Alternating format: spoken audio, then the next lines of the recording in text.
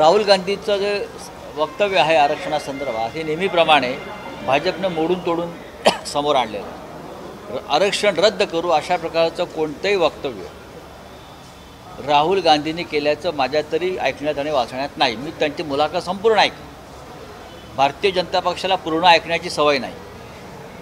त्यांना हवं तितकंच ते ऐकतात आणि बाकीचं तोडून मोडून फेकून देतात। काँग्रेस पक्षाची भूमिका मला माहिती आहे, किंवा डॉक्टर बाबासाहेब आंबेडकरांच्या आरक्षणाविषयीची भूमिका काय ही मला माहिती आहे। जोपर्यंत समाजामध्ये विषमता आहे, समान न्यायाचं तत्त्व लागू होत नाही, दुर्बल समाज आहे, त्याला न्याय मिळत नाही, तोपर्यंत आरक्षण राहील। अशा प्रकारची भूमिका आमच्या सगळ्यांची आहे। संजय राजाराम राऊतने मोठं आरक्षणाबाबतीमध्ये राहुल गांधींचं वक्तव्य मोडून तोडून दाखवलं।